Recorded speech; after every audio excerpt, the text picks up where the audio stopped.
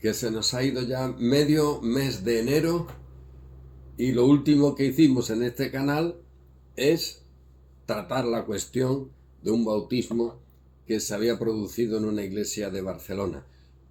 Seguimos con la cuestión no del bautismo, sino de una situación que cada vez es más evidente. Por eso hoy voy a hacer lo mismo que en otras ocasiones. Para el grupo de estudio de la institución que tenemos, voy a trasladar este rato de conversación, porque tiene que ver con esa cuestión a la que me refiero. Y es que en el libro segundo de la institución que estamos ya tratando, en el capítulo segundo, se menciona la cuestión de la libertad del ser humano, de cómo está su inteligencia, de lo que sería el llamado libre albedrío, un lío, pero fundamental para que entendamos bien luego lo que es la vida cristiana. Oye, ¿cómo empezamos? ¿Cómo iniciamos? ¿Cómo llegamos a ser parte de la iglesia? Eso es la clave. Y en un modelo, cómo se llega a ser parte de la iglesia, luego se manifiesta dándole al ser humano el pedazo de regalo y de reconocimiento con el bautismo de que ha sido su decisión, de que Él es el que está ahí como fundamento de lo que ahora tiene. Con la ayuda de Dios, vale, pero Él es el fundamento. Y por eso los niños, como no pueden responder, no se les puede dar el diploma, el certificado, el DNI, digamos, de que son hijos de Dios.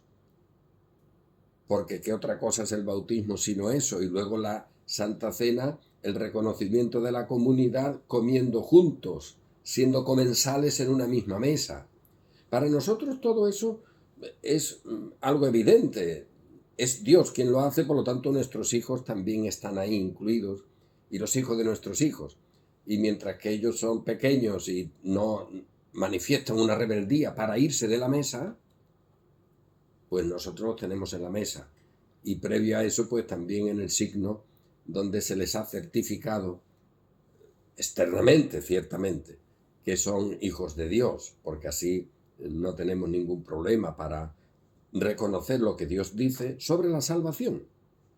Bueno, pues en ese planteamiento tenemos cada vez, reitero, de modo más evidente que lo que supuso la reforma en el siglo XVI, en el inicio sobre todo, eso hoy día es casi una obligación, un requerimiento.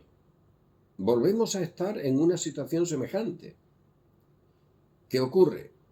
Que ahora no solo tenemos el papado, o lo que se llamaría en general la Iglesia Católica, el papado con todas sus manifestaciones, que ya en la Reforma se dijo, bueno, no deja de ser una tiranía sobre la Iglesia, no se olvide, una tiranía sobre la Iglesia, sobre la cristiandad, y dentro de esa cristiandad hay iglesias, comunidades reales y verdaderas que están dispersas, pero que están bajo el dominio, las cadenas del papado, con todas sus supersticiones.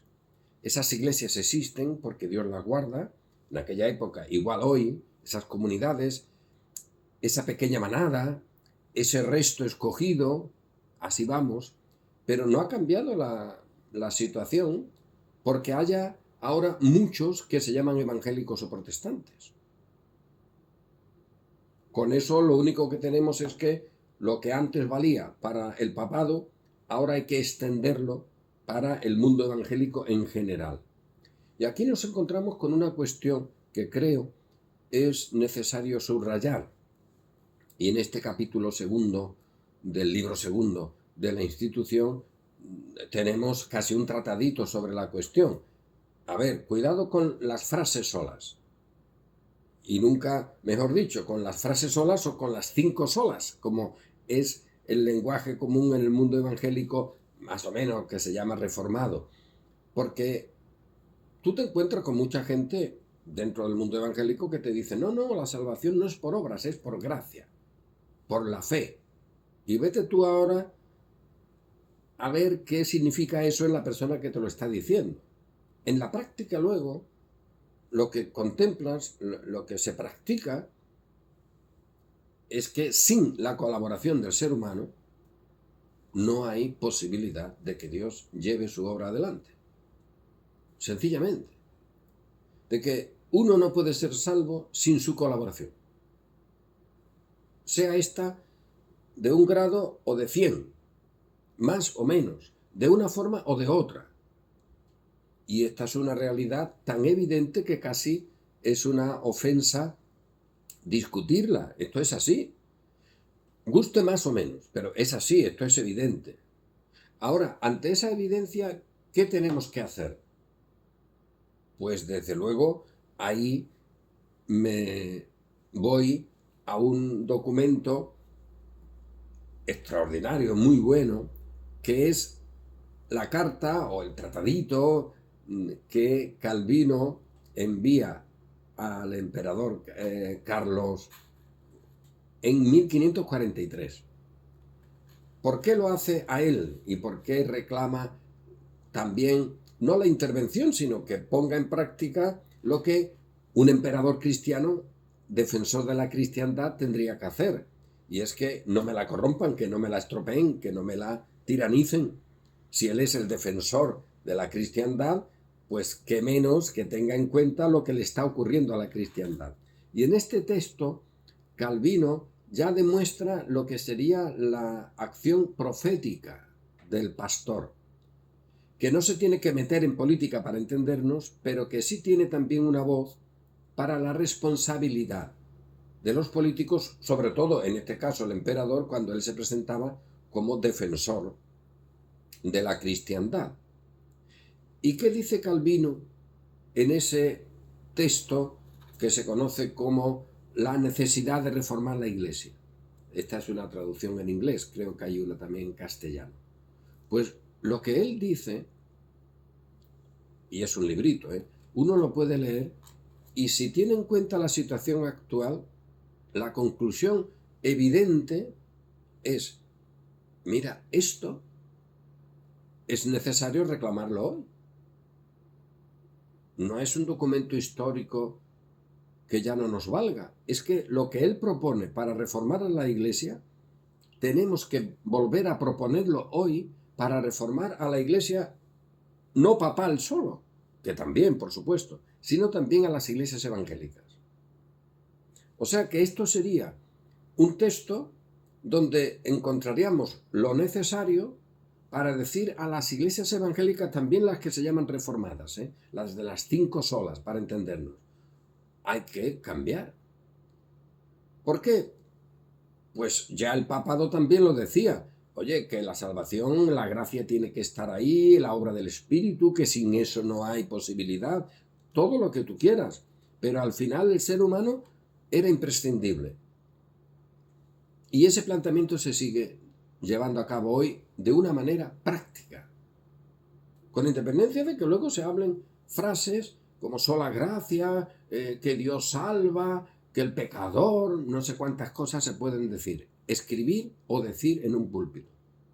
Pero en la práctica lo que queda es, yo soy necesario para iniciar el camino, para empezar, y soy necesario para continuar. Y en este capítulo segundo del libro segundo de la institución, pues encontramos esas enseñanzas fundamentales. A ver, para que eso se pudiera producir, ¿qué es necesario? Pues que el entendimiento estuviera al menos con una condición suficiente, con una capacidad suficiente. Dejamos para otra ocasión la voluntad, pero al menos el conocimiento que esté suficientemente sano para poder conocer las cosas que son de Dios. Y en base a ese conocimiento luego ya hablamos. Pero que es imprescindible en este planteamiento que exista esa condición. Y nos encontramos con algo evidente, y Calvino lo recalca, es que esa condición donde el entendimiento humano está de sí mismo con suficiente poder para ver, para comprender, incluso ya mezclando la voluntad para desear, eso no lo encontramos en la Sagrada Escritura. Esa condición no se da. Y si no se da, pues es absurdo, es vano, es un vacío todo lo que sobre esa condición se quiera edificar. Y esa es la iglesia que hay, que conocemos, desde el principio casi, porque en los primeros siglos ya esto se daba. Pues ante esa situación, ¿qué tenemos que hacer? Pues fíjate, Calvino lo menciona en uno de sus textos, de sus argumentos. Mira, oye, ¿qué supone esto? Supone que la obra de Cristo no es suficiente por sí misma. Una burrada, ¿eh?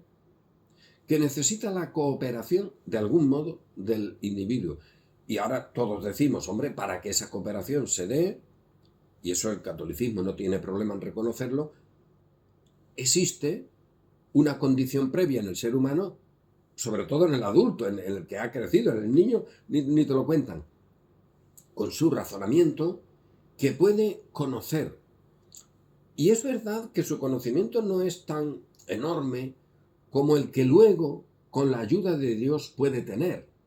Pero es verdad que el deseo de Dios, el deseo de acercarse a Él, no es tan enorme como luego se puede producir si te ayuda el Espíritu. Pero existe. Es una cuestión de grados. Tienes conocimiento, pero muy poquito. Tienes deseo, pero poco. Y ahora lo que Dios hace es que te ofrece su gracia. Y ahora con ese deseo cortito, tú puedes rechazarla o aceptarla. Y si la aceptas, Calvino te dirá, has entrado en la senda de los méritos, porque de esa decisión depende luego que la gracia de Dios opere en ti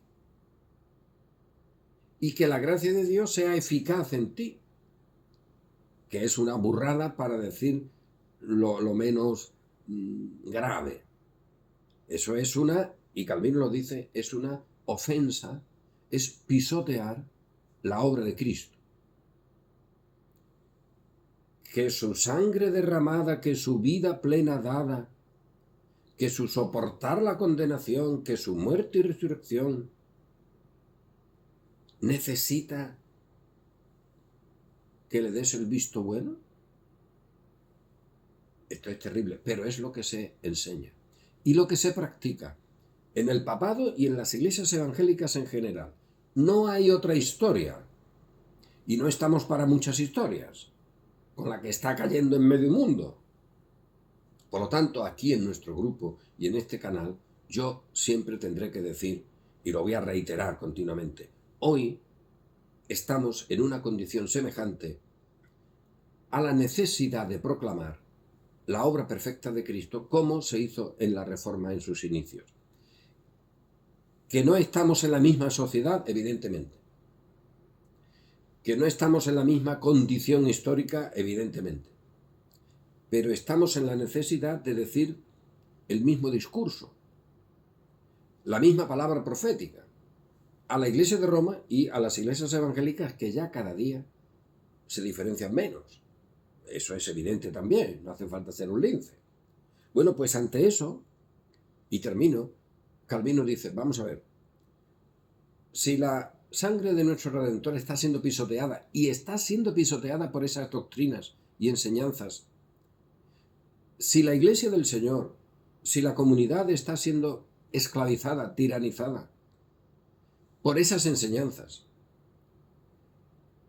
si eso es así, y eso lo comprendemos, y esa es la cuestión, de que lo comprendamos, de que asumamos esa realidad, porque si no la asumimos, cualquier cosa puede valer. Pero si la asumimos, ¿cómo llamarle tolerancia o moderación a dejar pasar el tiempo sin protestar, sin anunciar la verdad, sin reclamar los derechos de nuestro Redentor? ¿Será eso tolerancia o será eso indignidad? Cuando la obra del Redentor está siendo pisoteada, ocultada, Calvino emplea una expresión muy relevante. Cuando el Cristo resucitado me lo han vuelto a meter otra vez en una tumba. y está ahí guardado por 50 piedras y 50 soldados y no me lo dejan salir. Tienen a otro, pero no a ese, al que vive para siempre. A ese me lo han vuelto a meter en la tumba. Ese no quieren que aparezca. Aparecen sus vicarios, aparecen los que hablan en su nombre, aparecen todos los que se quieran, pero él no. Esta es una metáfora que él emplea y yo creo que es muy relevante. Cuando estamos en esa situación, ¿qué podemos decir? ¿Cuál es nuestro deber? Pues el mínimo deber de honestidad, que es competencia de cada uno de nosotros, como hijos suyos y redimidos, es protestar, es anunciar su resurrección, su verdad, su reino. Que venga su reino, que se haga su voluntad. Y esto nos coloca en una oposición evidente. Porque, y también lo dice Calvino en esta obra, estos que nos critican, decía él, y que nos llaman cismáticos, porque estamos revolucionando la cristiandad, estos solo quieren una hermandad, una comunión, una tolerancia, si se les permite seguir siendo los señores, los anticristos. El anticristo propone y te dice que seas tolerante siempre que consientas su existencia, su acción, su tiranía. Pues no, nosotros tenemos esto claro por la gracia de Dios que nos ha sido dada, porque ahora podemos conocer de dónde viene nuestra salvación, quién es nuestro Redentor, porque eso nos ha sido dado, no porque lo tengamos, no porque lo podamos administrar, eso nos ha sido dado. Pero como nos ha sido dado, también tenemos en esa donación el deber y el privilegio de anunciar la obra perfecta de nuestro Redentor en el tiempo en que vivimos y en la circunstancia en que vivimos. Y eso significa reclamar la necesidad de reformar la Iglesia, no solo frente al papado, reitero que también, sino también a la mayoría de las iglesias que se llaman evangélicas. Y esto nos va a valer para retomar la conversación en nuestro canal y también como reflexión útil para el grupo que tenemos de estudio de la institución de Calvino.